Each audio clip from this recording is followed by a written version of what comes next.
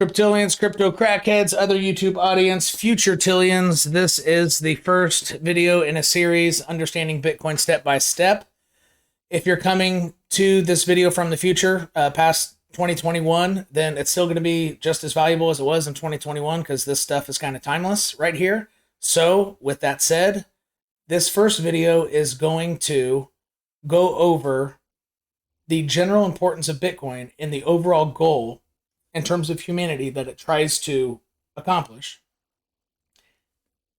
why it would want to accomplish that, why it's important, and a little bit on what money is in general, because it's important to know what money is in order to make those 2 points. So that's what this video will do. Subsequent videos in this series will cover other ideas such as hash rate that secures the network, what blockchain is, all that jazz, and why it's important within Bitcoin. So here we go. This is the basics. This quote right here essentially embodies or does embody what Bitcoin's overall goal is, its overarching goal.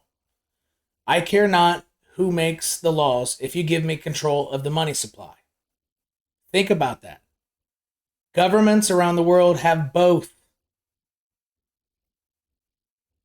Almost in every country. It's not good. But as somebody who's living in this day and age, people have been wiped clean. I don't know if you've seen the Men in Black movies where they put the little flasher in front of people's eyes and then they forgot what just happened, right? Over the last whatever time frame. And then they could tell them a story saying, oh, you saw a car accident, this and that. You didn't see any aliens, right? That's essentially what's happened to most of the world population. We've been flashed and told, hey, it's totally normal for governments to both make the laws and print the money. Shh, it's going to be fine. Go to sleep. Take your melatonin or your whiskey or illicit drug, hopefully not heroin, to go to sleep. Shh, just go to sleep.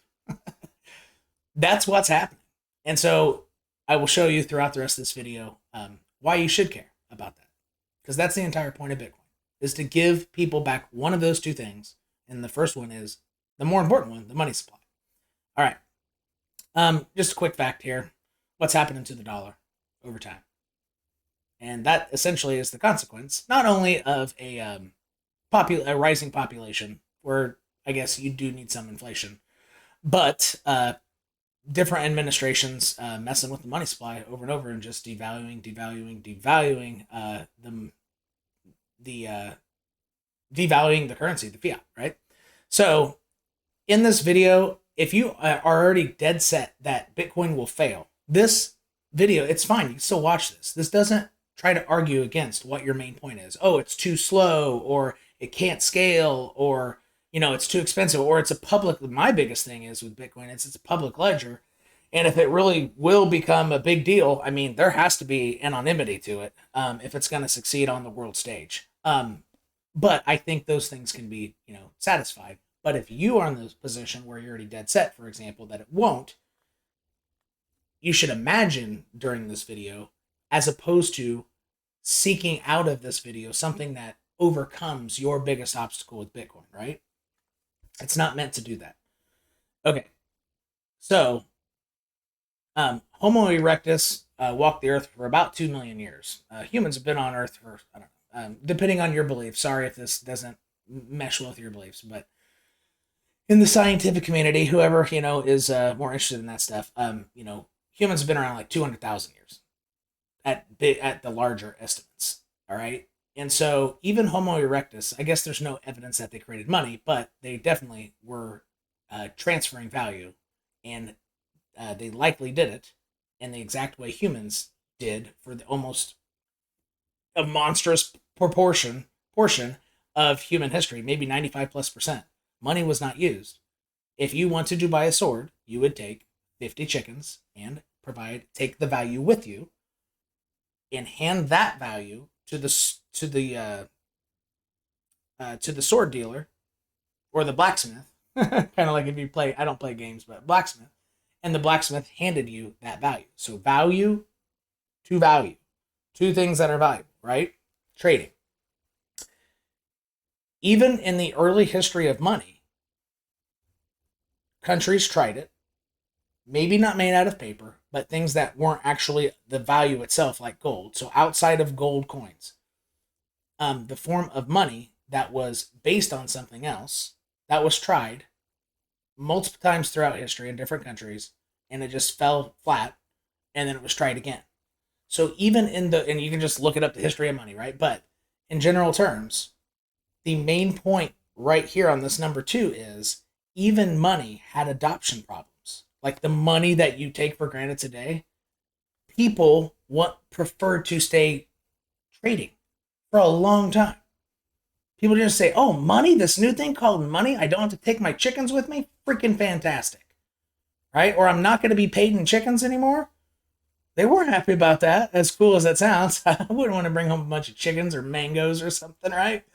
Or paid in alcohol, right? You know how many people have been paid in alcohol? What are you going to do with that, right? Actually, I know a lot of people do with that, but I guess you could sell that to a lot of people. But anyway, it's better than bringing home a bunch of clinky-ass bottles home, right? But people, the main point is, people didn't realize that. Even normal money took a while to be adopted. More recent history, credit cards. In the American population, when credit cards were introduced, it took 20 years, almost to the dot, for half of the U.S. adult population, half, to use credit cards. So, adoption of Bitcoin, how many people own Bitcoin in America? It might be 2.5%, 3%. Things do not move linearly when they catch on. It moves logarithmically or exponentially until it, plateaus or falls off. So to get from 2.5% or 3% to 50% in 20 years is not that big of a deal. Bitcoin's only 12 years old. So we're talking about overall adoption issues, and Bitcoin really is so young that there isn't even a way to contemplate that it's not going to be adopted at this stage. It's way too early to even think about that. Compared to the adoption rate of money itself and credit cards, Bitcoin's still looking good in that regard.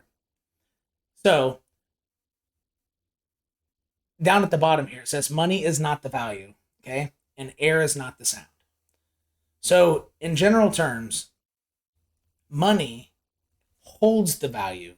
So as that dollar bill moves and you give it to somebody, the value of those chickens, for example, is transferred without bringing the damn chicken coop with you. So it's a medium, kind of like air. So if you're in outer space, there is no sound because the medium of air is not there to carry the oscillations or the vibrations of sound waves, or the sound waves are actually air oscillations. It's vibrating the air, right? So sound can't exist without a medium like water or even metal or air, a fluid. Typically a fluid, but I guess sound can go through non-fluids as well. So money is the air to sound. Money is not the value, just as air isn't sound. Sound is the vibration, happens to be the vibration of air or vibration of that medium, right?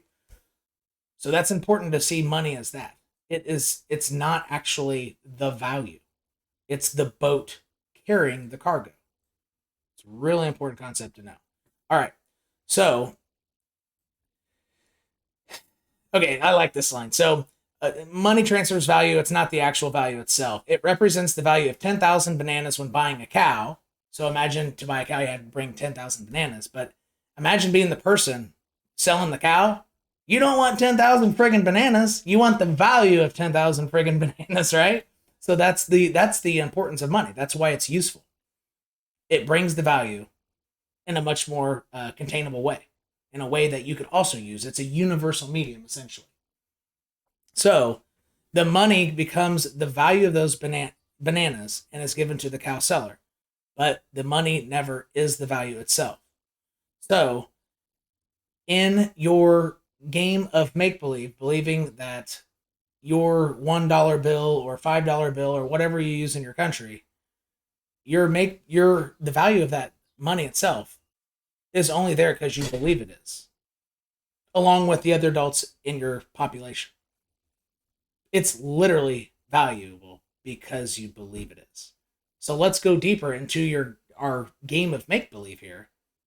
Not only do you believe a dollar has a dollar value, along with, let's say in America, 380 million other people, but imagining them as boats, you think the same size little piece of paper with the number 20 on it, with a different face, versus another little piece of paper with a smiley or a frowny face on it with a number 5, you think, even though the paper's the same size, you think that boat's bigger and it's carrying more value, even though it's backed by absolutely nothing.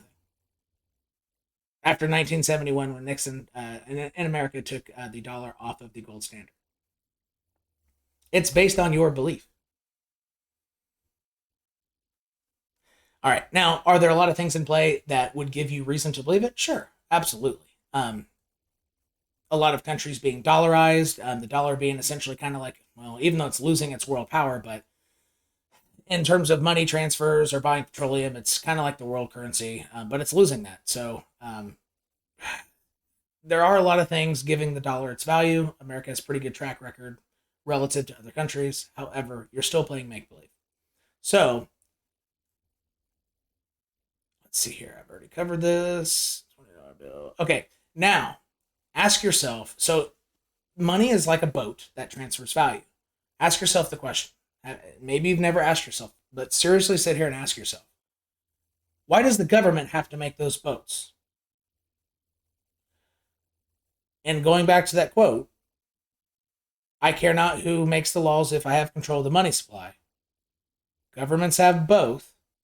They don't need to have both. Now let's jump into a specific example of a population of people who really freaking cared. So you can see how we've just been flashed. So we forgot how important it was that the government doesn't do both those things relative to people in the past who realized how important it was. All right? So in the 1600s, Britain strictly controlled the minting of money for the colonial states. Why? Because they weren't over here to necessarily control everybody making their own laws, the states forming, all that kind of stuff. They couldn't really control that very well.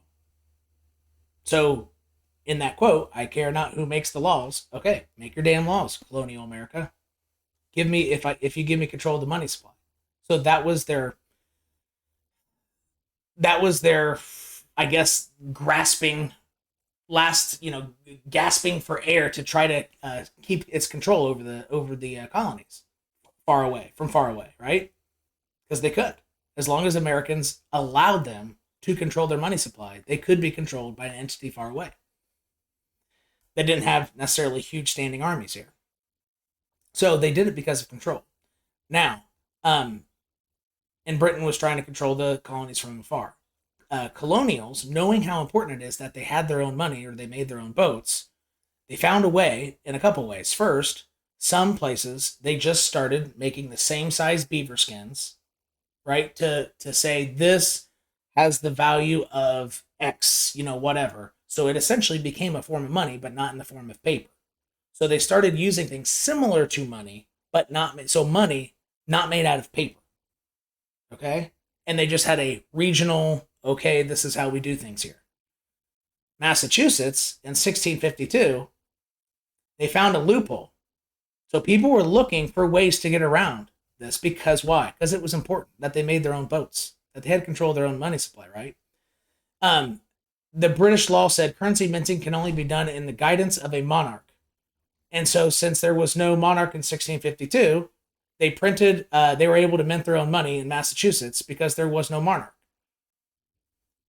All right. So remember, colonials, prisons, control, they all fought for their own money. So for example, even in prison, you have to have a medium of exchange of value, something that carries value. And a lot of times it's cigarettes or whatever. Right? Okay. So now that you see that in the past, people realize how important it was. The real question here is, why is it so hard for people to, imagine why money should be for its people and by its people, as opposed to government strictly controlling the money supply, as they also make laws and tell us what to do? You've been flashed. Hopefully this video shows you the base importance of Bitcoin and argues why that importance truly is important. The rest of this video series will likely cover other details of what Bitcoin is, how it works, and thanks for tuning in. Go ahead and watch the next video. See you there.